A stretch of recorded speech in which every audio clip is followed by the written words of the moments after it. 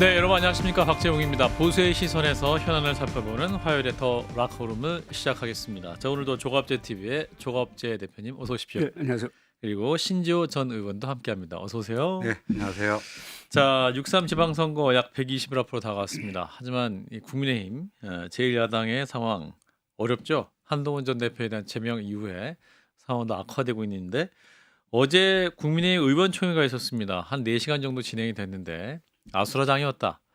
굉장히 험한 말이 왔다 갔다 했다고 하는데 일단 주인공 중 한 분의 목소리를 듣고 이어갑니다. 우리 한동훈 대표에 대해서 호의적이고 우호적으로 발언하신 분들이 그렇게 호전적이고 고압적이고 그 다음에 예의에 어긋나게 이렇게 대응을 하시더라고요. 저는 오늘 국회의원이 대단한 벼슬인지는 알았지만 우리 정성국 의원의 고압적 태도를 보면서 와, 우리 국회의원의 태도 자세가 위세가 대단하구나. 자, 지금 목소리 나온 분은 조광한 국민의힘 최고위원이었죠. 그리고 이제 이분과 이제 친한계 정성국 의원 간의 또 설전이 있었다라는 거고 원외 최고위원 중에는 김민수, 조광환 최고위원 두 분이 들어가서 이제 현역 의원들이 무슨 자격으로 왔느냐 뭐 이런 설전이 있었다고 하죠.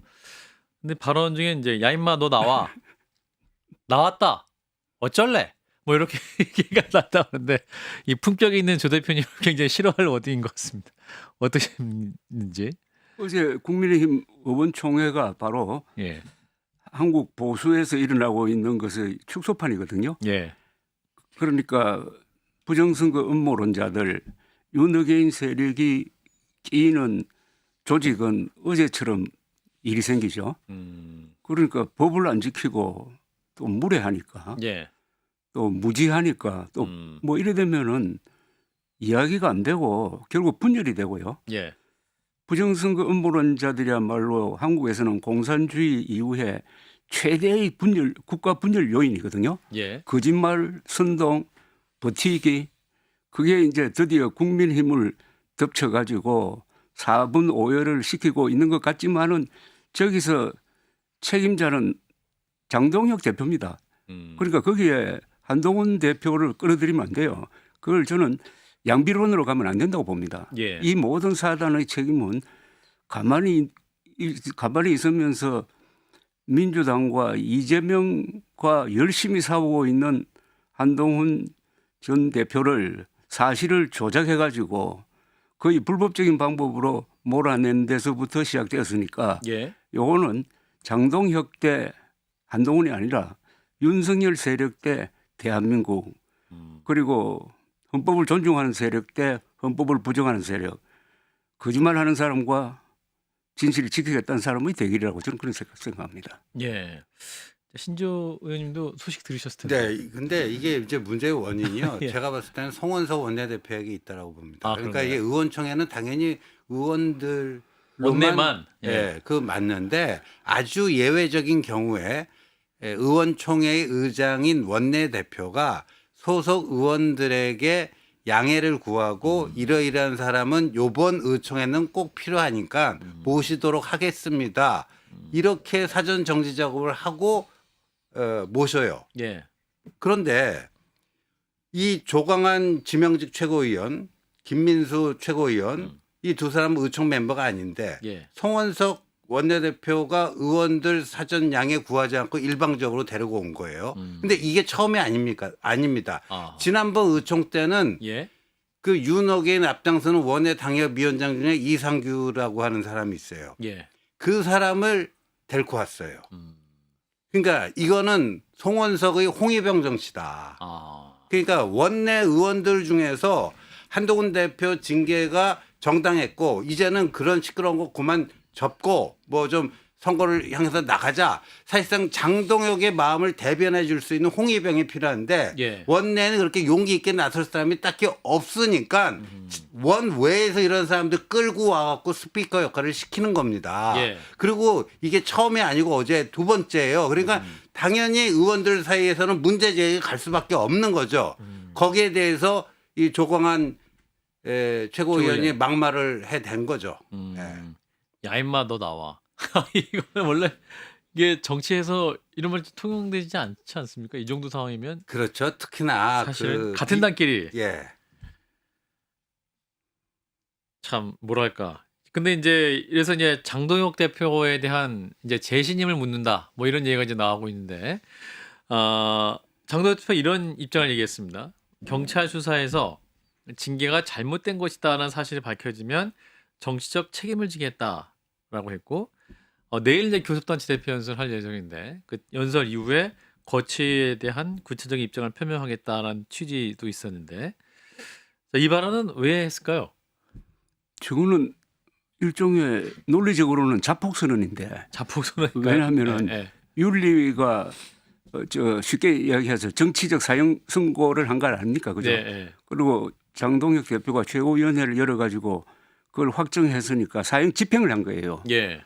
정치적 사형 집행을 해놓고 이게 사실관계가 좀 흔들리고 있으니까 엉뚱하게 수사기관을 불러가지고 수사기관의 수사 결과에 따라서 그러면 사형 집행한 그 사실관계가 없다는 거거든요. 예. 거짓말이라는 거지 사실은. 그리고 당원 게시판 글을 한동훈 전 대표가 쓰지 않는 거는 분명하잖아요. 예. 썼다고 해서 그걸 유일한 증거로 생각하고 사형 집행을 해버렸는데 그게 흔들리고 그래서 경찰 끌어들이는데 이미 사형돼 버렸는데 예. 이게 무슨 이야기입니까? 그래서 이거는 자폭선언이고 논리대로 하면은 제명 취소해야죠. 스스로. 그 이분은 뭔가 본인의 논리로는 자신감이 있어서 이 말 하신 거 아니에요? 정치적 책임을 지겠다. 그게 아니고요. 예. 이게 이제 위기 모면용 꼼수입니다. 이게 순서가 바뀌었잖아요. 그러니까 예. 애시당초 수사 의뢰를 해서 예. 신속한 수사를 요청을 하고 그렇죠. 당도 적극적으로 협력하고 예. 그래서 그 결과를 받아들고 그걸 가지고 한동훈에 대한 처분을 내리겠다. 이게 우리 세상 살아가는 상식 아닙니까? 예. 근데 사형 선고부터 내려놓고 막 그냥 민심이 들끓으니까 수사에 맡겨해서 수사 결과에 내가 책임지겠다? 예. 이 세상에 이런 그 뒤틀린 그게 어디 있습니까? 그리고 이거는 정말 웃긴 게 예. 이 본인 장동혁의 정치 생명을 경찰 손에 맡긴 거 아니에요. 그런데 그렇죠. 이건 왜 나왔느냐? 일단 어제 의총에서 뭔가 잠재울 수 있는 카드가 필요했던 거예요. 그러니까 위기 모면용 꼼수다. 예. 경찰 수사 결과 한동훈이 무고했음이 드러나면 내가 모든 책임 지겠다. 이래갖고 그걸 진정시키기 위한 위기 모면용 꼼수인데 예. 자 보자고요. 그럼 앞으로 이 경찰이 이걸 어떻게 할 것인가? 무혐의하면 어떻게 해? 경찰 하세월이라고 봐요. 경찰이요. 저기 청와대 보고 어떻게 하면 되겠어요? 물어볼 거 아니에요. 그런가요? 노골적으로 물어보지는 않더라도 이렇게 분위기 다 탐지하고 간도 보고 그럴 거 아니에요. 네. 그런데 이 민주당 사람들은 요새 그냥 입이 이렇게 찢어져 있잖아요. 야당복 때문에. 예? 야당이 분열이 돼서 예. 갈등 근데 때문에 윤석열에 의해서 장동혁이 나와서 자기들 그냥 장기 집권에 그 주춧돌을 놔주고 있는데 이 장동혁 죽이려고 하겠어요? 경찰 수사 빨리 하라고 그러겠어요? 오히려 경찰이 수사를 또 강하게 안 할 수도 있다. 전 하세월이라고 봐요. 그러니까 이거는 그냥 장동혁의 어제 그 상황을 좀 어떻게 그 모면하기 위한 꼼수 카드다 이렇게 봅니다. 그런데 수사 결과가 확정되려면 대법원 확정 판결까지 가야 그렇죠. 되잖아요. 그러면 2년 3년 걸릴 텐데. 그거 알고 또 이분이 이런 말을 했을 가능성도 있고. 예. 근데 이분이 장동혁 대표가 또 한동훈 전 대표의 그 당원 게시판 사건이 윤석열 정부의 국정 운영을 불안정하게 만들어 가지고 계엄 선포에 영향을 미쳤다라는 취지의 발언을 했다고 하는데 아니 당원 게시판 때문에 윤 전 대통령이 계엄을 선포했다. 이게 이거는요. 아니, 저는 이거 참 약간- 천기누설이라고 봐요. 이건 천기누설이에요. 천기누설인가요?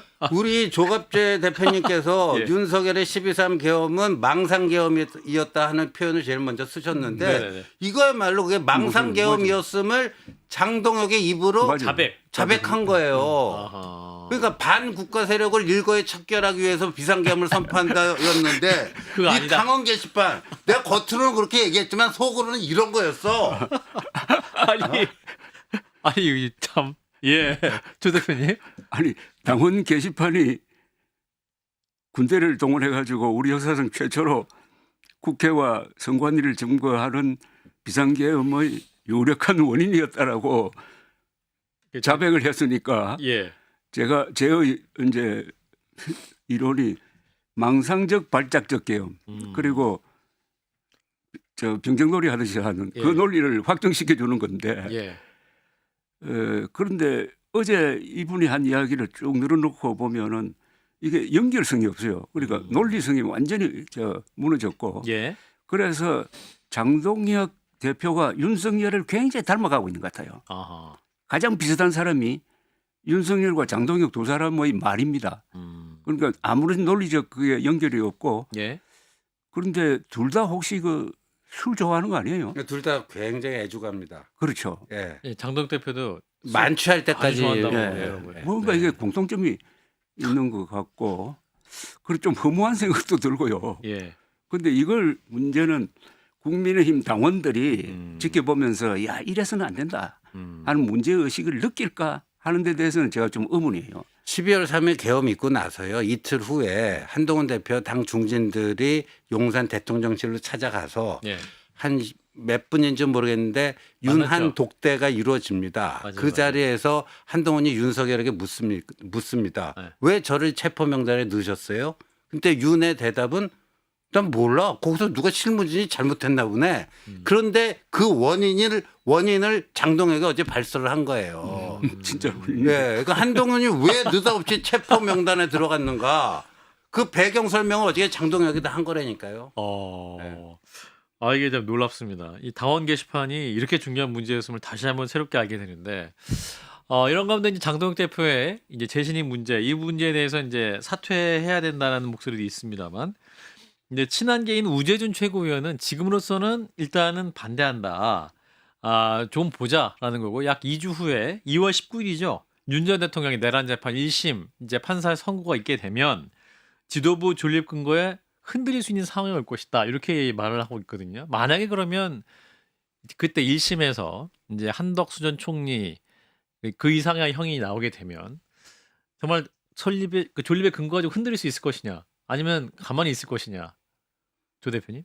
지금 역사적 관점, 정치적 관점, 법적인 관점을 종합하면은 국민의힘은 대역죄를 저지른 정당이지. 대역죄. 예. 역적 중에서 제일 큰 게 대역죄거든요. 반란. 그것은 영어로는 하이 트리전이라고 그러는데 예. 체제를 전복시키는 거 또는 왕을 죽이는 게 대역죄인데 대역죄를 저지른 수괴가 유죄 판결을 받는다 이겁니다. 예. 그럼 거기에 대해서 일체 반성 없이 그 노선을 더욱 강화하고 있는 국민의힘은 역적당이 되는 거지. 예. 그런데 이거는 합리적 생각을 가진 사람이 그렇고 국민의힘 국회의원들은 그렇게 생각할 거냐 아니면 당원들은 그렇게 생각할 거냐 예. 또는 당의 권력을 잡은 당권파가 그렇게 생각할 거냐 들여다보면 여기는 또 다른 세상에서 놀고 있잖아요. 그럼 국민의힘을 변화시킬 수 있는 힘은 예. 내부에서 나와야 되는데 예. 물론 외부에서도 이렇게 압박이 가해지고 국회의원들은 좀 반응을 할 것 같아요. 아하. 야 이래서는 안 되겠다. 당권파와 국민의힘 당원들은 오히려 거꾸로 가는 거 아닌가 하는 생각이 더 결속력을 강화해가지고 일심 우리끼리라도 예. 똘똘 뭉쳐가지고 아하. 이번 선거는 포기하는 일이 있더라도 당권은 절대 포기 안 한다. 예. 그 노선으로 갈 가능성이 더 높은 거 아닌가 하는 그런 생각이 듭니다. 그래서 오늘 그 전환길 시간이 입국하면서 네. 이분이 장동혁 대표에게 막 경고성 발언해서 영화 보러 와라. 그리고 윤 전 대통령 버리면 나도 장동혁 대표 버린다. 뭐 이런 식의 경고성. 어떻게 당 대표 됐는지 기억해라. 뭐 이렇게 얘기했거든요. 지금 왜냐하면 장동혁 지도부 내에 어떤 그 아이디어라 그럴까? 자기들은 그 묘책이라고 생각하는 것 같아요. 예. 뭐냐면은 2월 19일에 이제 그 중형이 선고되지 않겠습니까? 저는 네. 이제 무기징역 선고될 거라고 예상을 하는데 그러니까 윤과 한은 일란성 쌍둥이다. 뭐 검사 출신의 정치 초보에 뭐 그래서 같이 정리한다. 윤한을 같이 정리한다. 예. 그리고 자기들은 이제 새 시대 새로운 그 장르를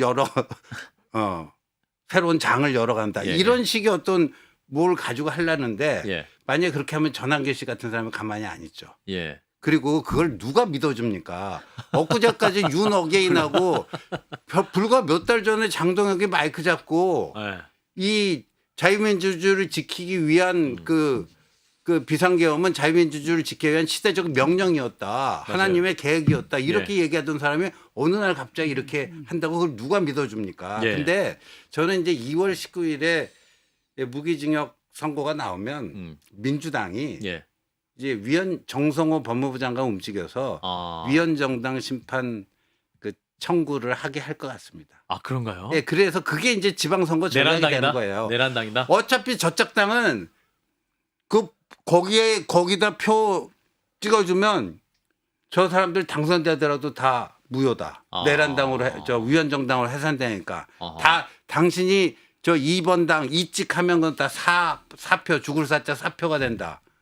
이런 식의 선거 캠페인 할 거라고 봐요. 그 정도까지 할 것이다. 조 대표님. 제가 사실은 정당 해산 전문가거든요. 구글에 들어가서 예. 구글에 들어. 통합진보당 해산 조갑제 치면은 예. 조갑제 씨가 2000년대 초반부터 민노당 해산 논리를 만들어 가지고 예. 국민행동본부 서정갑 그리고 법리를 제공한 고영주 이런 분들이 예. 시작을 했다 이렇게 돼 있어요. 예. 그때 민노당 통합진보당보다 지금 저는 국민의힘 해산 사유가 훨씬 많다고 생각합니다. 아 그렇군요. 우선 그때 2014년 12월에 통합진보당을 해산하는 헌법재판소의 논리 두 개가 가장 큰 건데 하나는 북한식 사회주의 혁명 노선을 추구했다는 거거든요. 그다음에 민주주의 기본 질서를 파괴할 수 있다. 폐지했고, 예. 그다음에 이석기 의원이 그때 내란 모의. 음모가 아니고 내란 선동으로 예. 내란 선동으로 군연령을 받았어요. 예. 그 위에가 내란 음모고 그다음에 뭐 내란 시행 뭐 이런 거 있잖아요. 예. 근데 이 사람은 내란 했잖아요. 예. 내란도 수괴잖아요. 수괴. 그렇죠. 내란 수괴. 그러니까 해산 사유가 엄청 큽니다. 예. 그리고 지금 현존하는 위험이 있잖아요. 지금 장동혁의 국민의힘은 사실은 윤석열 내란 세력의 후계 세력으로서 승부하지 않고 예. 오히려 내란을 막았던 계엄 해제에 앞장섰던 한동훈 전 대표를 탄압해서 몰아낸 거 아닙니까? 예. 그러니까 역적들이 작당해가지고 애국자를 탄압하고 있다고 지금 탄압하고 있다고. 예. 이 상황이 저는 진행 중인 내란이라고 봐요. 그건 한동훈 전 대표는 점잖게 제2의 계엄 사태라고 그러는데 사실은 국민의힘에서는 내란이 진행 중이에요. 그러면 헌법재판소에서 판단하기가 얼마나 수월합니까? 다만 과연 그걸 민주당이 바랄 거냐는 건 또 다른 문제예요. 그냥 그대로 걸어놓고 예. 보수가 이걸 가지고 서로 분열하도록 예. 하고 그다음에 뭐 장동혁 대표가 계속 당권을 가져간다면 그건 뭐 일종의 애완동물이고 갖고 노는 거고 예. 결국 지금까지 해온 게 민주당 도움 역할한 거 아닙니까? 예. 그러니까 윤석열 씨는 피고인은 계엄해가지고 이재명 후보를 대통령으로 만들고 이번에는 또 지방정부까지 참패해가지고 갖다 바치는 역할은 장동혁 대표가 열심히 하고 있잖아요. 예. 얼마나 좋습니까? 그래서 저는 어떻게 보면은 이 정당 해산 운동은 진짜 보수 세력이 해야 되는 거 아닌가 하는 그런 생각이 듭니다. 오히려 민주당은 그냥 내버려둘 민주당은 가능성이 그 아무 생각이 없으니까. 예. 이런 가운데 이제 고성국 씨가 국민의힘에서 굉장히 영향력이 크다라는 얘기가 나오고 있죠. 이제 당원으로 가입한 이후에 또 전두환 씨 사진을 당사에 거론한다. 뭐 이렇게 주장을 해가지고 국민의힘 또 일부 의원들이 징계해야 된다 이런 목소리를 나오고 있고 일각에서는 지금 당 대표가 장도혁인지 고성국인지 모르겠다 한다고 하는데 맞습니까, 의원님? 그게 제 얘기가 아니고요. 예. 저희 당의 중진 의원이 그런 푸념. 왜 의원님께 하셨어요? 예. 예. 이게 누군지 모르겠다. 누가 당 대표인지 모르겠다. 그러니까 장동혁이라는 사람이 당 대표 되는 과정을 보면은 예. 그 이른바 극우 유튜버들 찾아가서 거기에 비 맞춰주고 한동훈 공천할 거냐 전환길 공천할 거냐 했더니 전환길이라고 하고 선거 공약으로 윤석열 면에 걸고 뭐 이런 게 다 거기 맞추면 공약이거든요. 예. 예. 그래서 그 도움을 받아갖고 된 거 아닙니까? 그러니까 일종의 그 극우 세력의 바지 사장이에요, 지금 장동혁의 입지는. 근데 이제 이 고성국 씨는 그 극우 유튜버의 좌장이거든요. 예. 그러니까 왜 고장 체제다. 고장 체제. 예, 이런 얘기가 나오는데 예. 근데 이게 아마 저 서울시당윤리위원회로 접수가 됐어요. 그러면 그 배현진 의원이 이제 시당위원장인데 물론 이제 시당윤리위원회가 있고 거기서 판단할 텐데 이건 제명 안 하면 이상하거든요. 제명감이에요. 이게 그렇죠.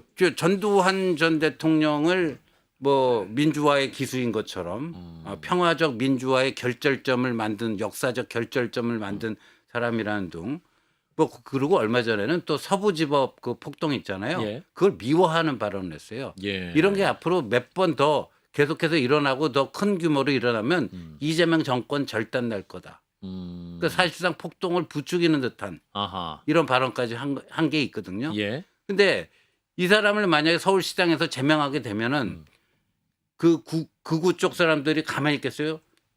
장동혁 너 우리가 뽑아줬는데 고성국 그 제명하냐? 제명당하게 너 가만히 놔둘 거냐? 가만히 놔둘 거야? 이게 또 이렇게 되겠죠. 일단 서울시당위원회에서 그 절차가 진행될 네, 가능성이 진행 있다. 이제 될 겁니다. 아하. 자, 이런 가운데 이제 한동훈 전 대표의 행보는 이제 오는 주일에 이제 토크 콘서트를 앞두고 있고, 그 다음에 이제 또 지난 주말에는 한동훈 제명 철회 집회도 있었는데 우리 조갑재 대표님과 신조 의원님 두 분 다 참석을 하신 것 같아요. 우리 조 대표님의 영상이 예, 연설 영상이 또 화제가 되기도 했었는데. 예, 저는 이게 장동혁 때 예. 한동훈의 무슨 권력투쟁이면은 제가 거기 갈 이유가 없죠. 예. 그리고 장동혁으로 대표되는 반역적 세력이 한동훈으로 대표되는 대한민국을 공격하니까 저는 대한민국 편에 서가지고 참전을 한 겁니다. 예. 그래서 그 자리에서 제가 제일 강조한 건 그겁니다. 아하. 윤석열을 절대로 용서할 수 없는 게 반민족적 범죄를 저질렀는데 예. 세계에서 IQ가 제일 높고 그리고 학력이 제일 높은 한국 사람 적어도 1,000만 명을 부정선거 음모론자로 만들어가지고 한국 사회 곳곳에서 분열을 일으키고 있다. 여기에 대해서 직시를 해야 되는데 별로 관심이 없다는 거죠.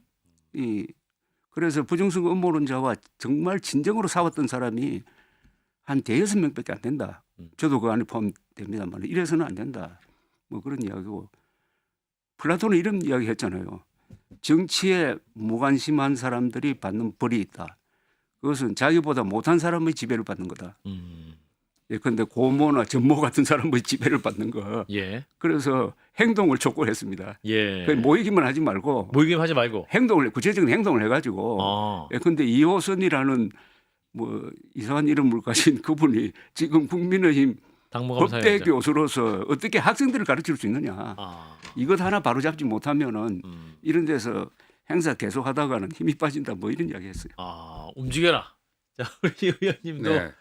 근데 제가 그 이주연석 그 참석을 하면서 제 나름대로 좀 관찰을 해봤어요. 근데 한동훈 전 대표의 팬덤은 모래된 현상 아니에요. 그리고 그분들은 이제 무슨 한동훈 대표 관련 행사에는 늘 오던 분들이고 그래서 저도 낯익은 분들이 굉장히 많습니다. 그리고 처음 보는 분들도 움직이는 그 양태를 보면 그 팬덤인지 아닌지가 알 수 있어요. 그런데 제가 특히나 이제 그 지난주 집회는 지지난주 집회보다 2배 이상 더 나왔어요. 예. 제가 연단 그에 올라가서 쭉 그 파악해 보면 결과 그런데 근데 팬덤만 나와 갖고는 그 그룹 인파가 형성될 수가 없습니다. 그래서 제가 지금 주목하는 거는 뭐냐면 이게 보수든 진보든 강성 있고 온건이 있잖아요. 근데 아스팔트 집회에 나가는 거는 좌든 우든 강성들이 나가지 이 중도 보수 중도 진보는 잘 안 나가요. 그래서 뭐 정치학에서 이걸 다 묶어갖고 뭐 침묵하는 다수다 뭐 이런 이제 표현도 쓰고 그러는데 이 사람들은 강성 보수가 아니잖아요. 근데 그 온건 합리 보수였던 사람이 얼마나 속된 말로 열받았으면 얼마나 분노했으면 이 엄동설안에 그렇게까지 나왔겠느냐. 중요한 포인트네요. 이거는 굉장히 새로운 현상입니다. 이거 팬덤만 갖고 설명이 안 되는 네, 현상입니다. 지금 말씀하시는 것도 저는 거기서 느꼈어요. 아, 그러니까 이 오시는 분들이 모범 시민이야. 아. 어떻게 보면 선량한 이웃인데 예. 그 사람들이 보통 때는 행동 안 하는 사람들인데 여기 나올 정도니까 아마 언론에서 눈치채지 못하는 어떤 분노가 지금 합리적 보수층에서 축적되고 있을 거예요. 네. 그런데 이걸 담는 그릇이 예. 과연 우리가 산업화 시대의 어떤 유물이라고도 볼 수 있는 좌우 대결 구도로 담을 수 있느냐. 그래서 저는 국가 중심 세력이란 개념을 도입해야 된다는 생각을 하고 있습니다. 예. 국가 중심 세력은 합리적 보수 진보 중도를 아우르는데 구체적으로는 헌법을 존중하고 사실을 부정하지 않고 그다음에 뭡니까 무례하지 않는 사람 예. 이런 사람들 상식파라고 하는데 예. 이런 사람들이 한국에 몇 명이냐 하면 저는 60 내지 70%라고 봐요. 아하.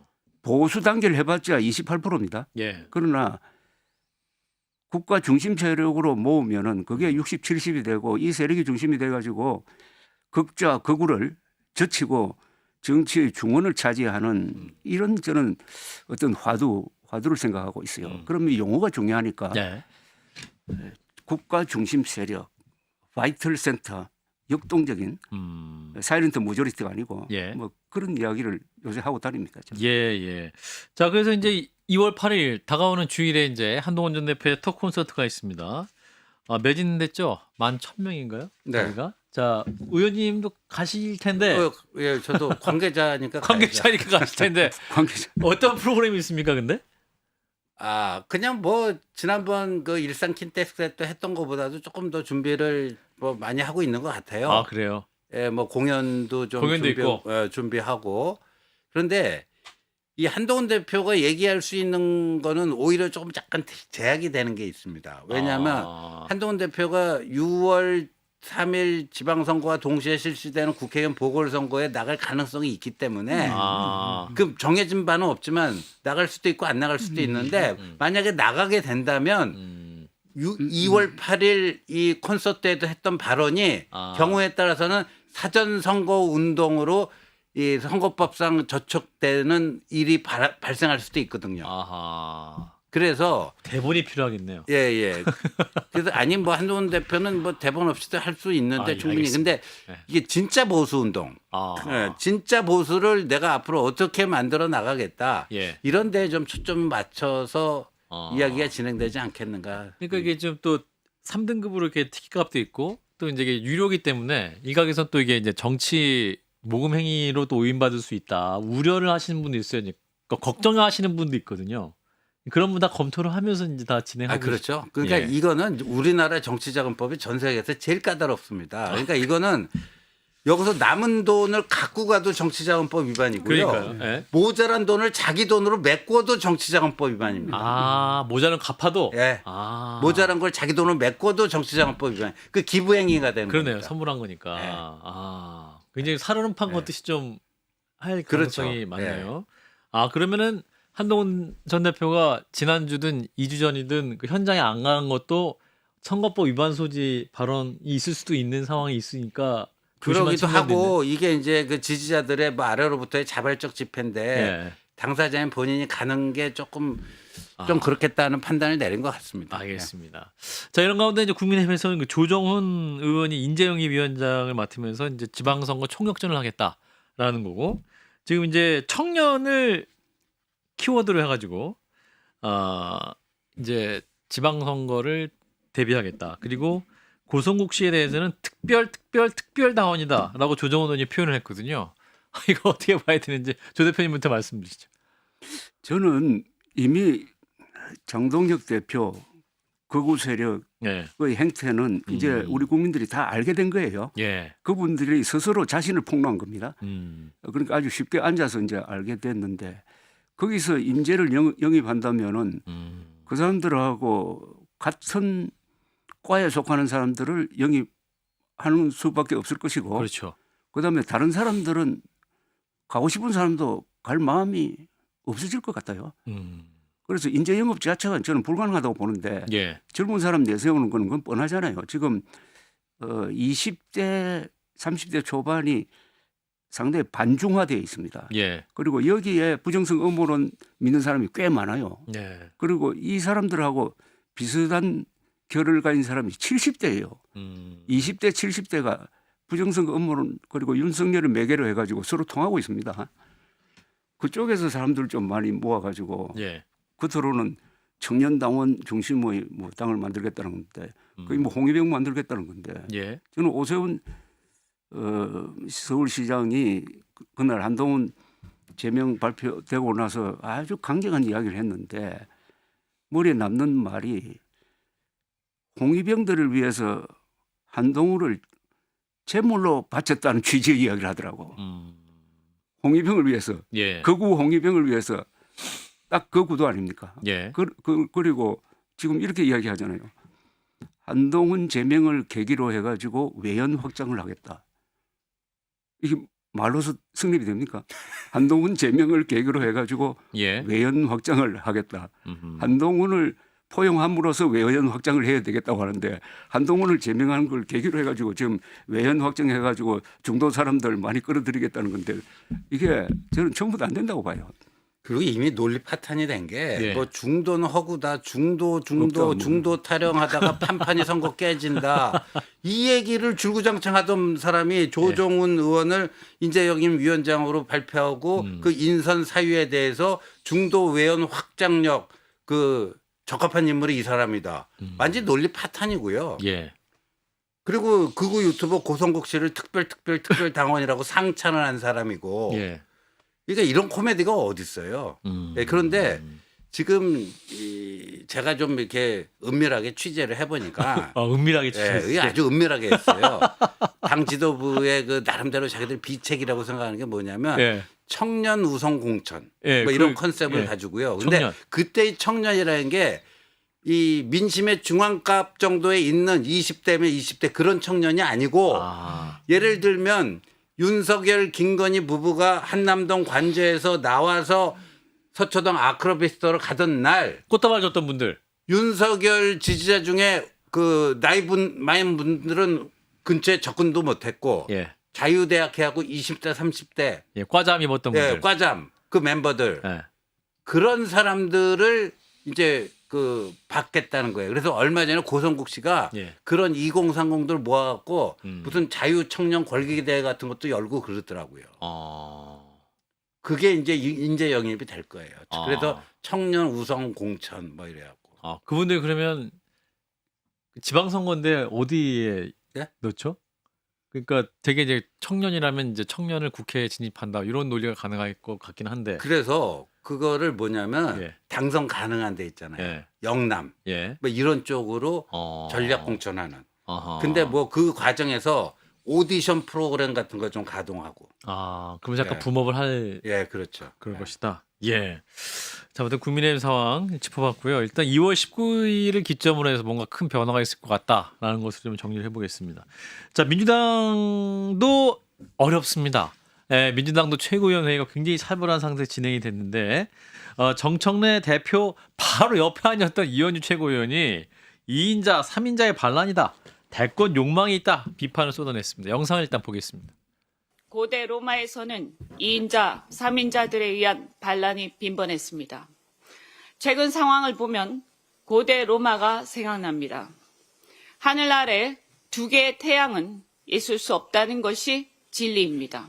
한마디로 이 사안의 정치적 본질은 대통령에 대한 지지율이 매우 높고 대통령의 권한이 강력한 임기 초반에 2인자, 3인자들이 판을 바꾸고 프레임을 바꾸어 당권과 대권을 향한 욕망, 본인들이 간판이 되려는 욕망이 표출된 결과임을 부인하기 어렵습니다.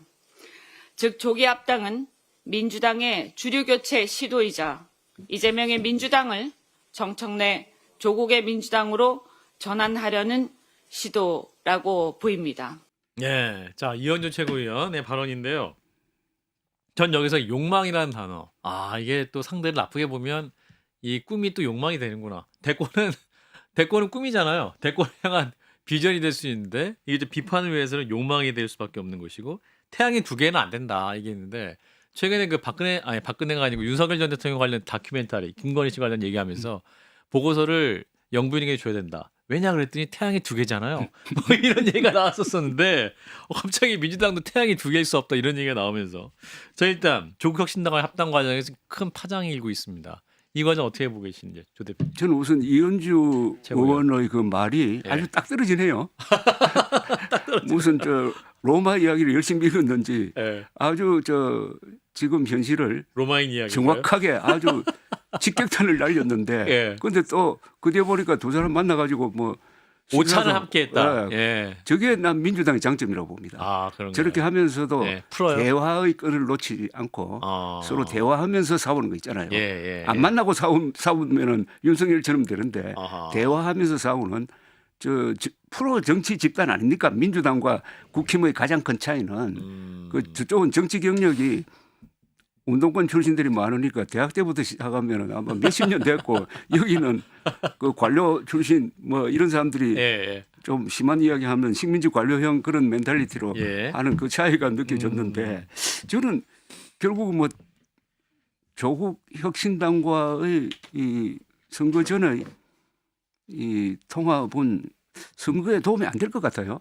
가장 중요한 게 조국 혁신당의 지지율 아닙니까? 예. 3% 왔다 갔다 하는데 음. 그렇다면은 너무나 노골적으로 정청래 대표가 이제 뭐 재선을 바라보고 한다든지 아니면 그걸 넘어서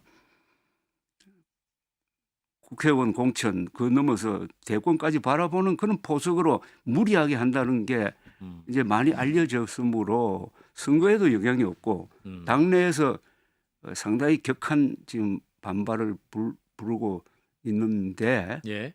결과를 모르겠어요 저는. 아, 이게- 합당 될지 안 될지. 예, 어려울 것 같은데 예.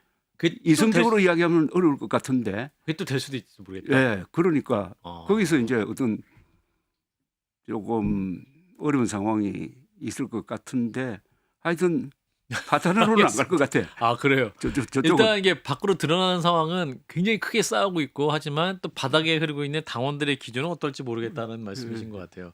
의원님. 저는 조금 이제 다른 시각에서 보면요. 예. 이게 이재명 대통령 임기 이제 1년도 채 안 지났잖아요. 그렇죠. 지금 7, 8개월 됐죠. 예. 예. 그런데 지금 집권 여당 차기 당권을 두고 국무총리하고 현직 당 대표가 저런 식으로 거의 으르렁대면서 예. 충돌하는 경우는 본 적이 없어요. 예. 처음이에요. 그럼 그 배경 왜 이런 초유의 현상이 일어나는 그 배경이 뭔가? 예. 전 참 안타깝지만 제일 야당에 있다고 보거든요.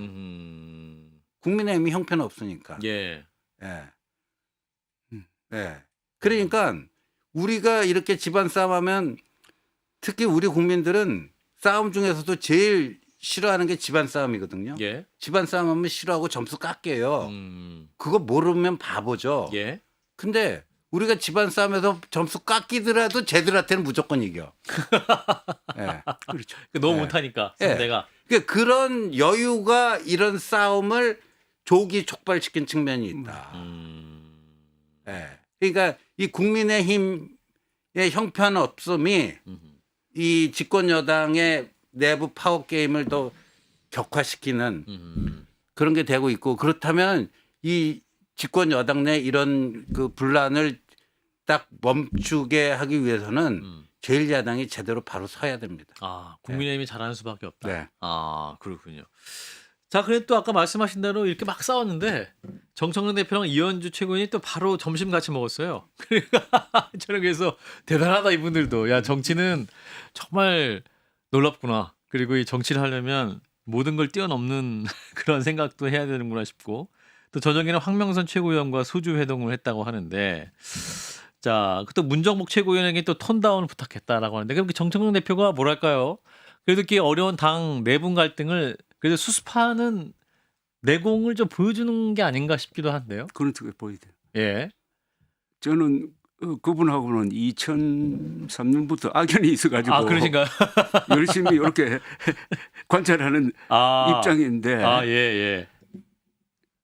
일단 성장하는 정치인이라는 느낌은 들어요. 아, 성장을 한다. 예, 성장하는. 아, 특히 탄핵 사태를 계기로 해가지고 예, 예. 또 예. 말을 참 잘한다는 생각이 듭니다. 말 잘하기로는 아마 이재명, 예. 정청래 두 사람이 음. 상벽 아닌가 생각드는데 아까 그 신지호 전 의원께서 말씀하신 대로 이게 국민 입장에서 보면 언젠가는 이렇게 생각할 때가 있습니다. 야, 이번 선거는 다 이겨놓은 걸로 치고 예. 저렇게 오만하게 예. 파워 게임을 하는구나 민주당이 하는 데 대한 어떤 심판. 분노, 아하. 배신감, 예. 우리나라 사람들이 제일 못 참는 게 그만한 거거든요. 예, 예, 예. 그 단계가 생길지도 모르겠다는 생각이 드는데 그 전에 가서 이렇게 뭐 수습은 될 것 같은데. 어허. 합당 가능성 어떻게 보세요, 의원님? 뭐 되긴 되겠죠. 근데 시점이 시점이 지방선거 전이냐 후냐. 예. 예. 네, 그것도 아직 판단이 좀 예. 어려운 상태다. 그렇죠. 그러니까 아마도 저 친명 쪽에서는 지방선거 전에는 안 하려고 그러는 것 같아요. 아하, 그렇군요. 자, 김민석 총리도 굉장히 좀 강하게 나오면서 또 이제 국회에서 찍혔던 합당 미략 메시지, 그러니까 국무위원과 민주당 의원 간의 메시지다라고 기사가 나왔고 누구인지는 실명이 안 나왔었죠. 거기에 대해서 이제 김민석 총리가 내가 쓴 거 아니다. 정확히 또 말을 했어요. 그 장면을 잠깐 보겠습니다. 아까 마지막에 무슨 요새 뭐 시끄러운 그거 말씀드렸는데 그냥 궁금해서 아주 점잖게 물어보셨는데 그거 제가 쓴 거 아닙니다. 그럼 됐죠? 이것도 세게 얘기했어요. 그거 제가 쓴 거 아닙니다. 됐죠? 됐습니까? 뭐가 된 거죠? 그러니까 이제 본인이 쓴 게 아니라 확인이 됐죠? 뭐 이런 취지인 것 같은데. 자, 미략 문자. 사실은 이게 욕망이기도 하고 꿈이기도 하고 약속이기도 하고 미략이라고도 이렇게 표현이 되네요. 사실은 양 정당 간에 합당이 되면 뭔가 약속은 있을 수 있는 것 같은 이제 공개돼서 약속이 안 돼서 이게 미략을 표현하는 것일지 미략이라는 단어는 어떻게 보셨는지. 아니, 저는 과거에도요. 네. 그 김종필 그 공화당 총재가 김대중 DJP 연합. 대통령 DJP도 했었고 YS하고도 했었고. 네, 맞아요. 그때 다 내각제 그 개원 그 미락이 다 있었어요. 예. 그 정치에서요 저런 큰 움직임이 있는데 거래가 없다면 그거 자체가 이상한 거죠. 예, 약속이 없는 건 이상한 네. 것이다. 조 대표님. 미략. 미락이라고 표현하지 말고 뭐 사전에 의논이 있었다고 하면 그 있었겠지 뭐. 예, 예. 근데 그 약속 단계까지 갔는지는 모르겠는데 네. 그 저 유명한 3당 합당 때는 그 예. 문서까지 했거든요. 네. 그래가지고 내각제 한다고 다 도장도 찍고 했는데 맞아요. 그게 중앙일보에 의해서 공개되니까 김영삼 대표가 없는 걸 해버렸잖아요. 네. 아하. 그리고 내각제 아니고 대통령제로 가버렸지 않습니까? 예, 예. 그러니까 예. 저거 알려지면 끝나는 거예요. 미략은. 예, 미락은 공개되면은 아무 효과 없어져 버려요. 그렇군요. 아무튼 그만큼 이제 조국혁신당과 더불어민주당 사이에 합당 과정 굉장히 어려운 과정을 겪고 있는 것 같다. 아마 2월 말 한번 3월 초 사이에 그게 잘 될지 안 될지 판단이 나올 것 같습니다. 자, 마지막으로 짧게 이재명 대통령 연일 부동산 관련해서 강력한 발언을 쏟고 있는데요. 그 국무회의 발언을 잠깐 보겠습니다. 주가는 올리려 그러면서 왜 집값은 누르냐 뭐 이런 얘기도 있어요. 예, 주가와 집값은 좀 다릅니다. 집값이 오르면 이게 투자 자산이 집값에 또 부동산에 매여가지고 생산적 영역에 사용되지가 못해서 그 사회 경제 구조가 왜곡됩니다. 또 집값이 부당하게 오르면 집 없는 사람들이 너무 고통스러워지죠. 그 자원 배분이 또 왜곡됩니다. 그 집값과 주가를 같은 선상에 놓고 판단하면 안 된다. 저는 이게 좀 모르면 그런 생각을 할 수도 있는데 최소한 사회의 지도적 입장에 있는 사람들이 그렇게 얘기를 하거나 또는 그런 식으로 선동하는 것은 참 옳지 않다 그런 생각이 듭니다. 예, 자 지방선거를 앞두고 이제 대통령이 이 집값 문제 굉장히 크게 언급을 하고 있고 사실은 세금으로 집값 잡는 일은 없을 것이다 언급을 했지만 뭔가 기류가 좀 달라지는 것 같습니다. 자, 이 부분은 어떻게 보시고 요즘 SNS 소통 많이 하고 있습니다만. 저는 저 선거 전략이라고 보는데요. 예. 이 선거 압승이 거의 확실한데 그중에 좀 변수가 있다면은 그 사이에 말하자면 부동산 대란 비슷한 게 일어나면은 안 되잖아요. 저는 그걸 사전에 예방하기 위해서 아하. 적극적으로 노력하는 거라고 보고요. 여기에는 나름대로의 대전략이 숨어 있다고 봅니다. 그건 아하. 뭐냐면은 지금 이재명 대통령의 지지율을 60%로 떠받치고 있는 큰 게 지금 주식 아닙니까? 예. 주식 호황. 음. 그리고 지금 재테크의 수단을 부동산에서 주가로 옮겨가는 그런 흐름이 또 있거든요. 예. 생기고 있단 말입니다. 네. 그러니까 계속 부동산 문제를 거론함으로써 그런 흐름을 촉진시켜 가지고 예.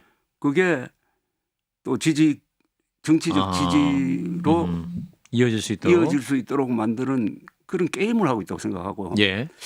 이거는 나는 많은 언론이 지금 비판을 하잖아요. 예. 과거식으로 지금 청와대 참모진이 다주택 가진 사람이 뭐 몇 명이라고 하는데 난 그런 거 안 먹힌다고 봐요. 아하. 이 흐름이 이 선거에도 덕이 되고 나름대로의 경제적 논리도 있고 해가지고 아하. 그렇군요. 효과적인 수단이 될 수 있을 것이다라는 말씀. 근데 보통 시장 가격을요. 예. 올리는 거하고 내리는 거하고 내리는 게 훨씬 힘들다는 게. 그렇죠. 예, 이게 뭐 다 전문가들의 공통된 의견이고요. 근데 문재인 정권 때도 보면 그 김조은 민정수석이라는 분이 강남에 그 아파트 두 채나 있었잖아요. 예.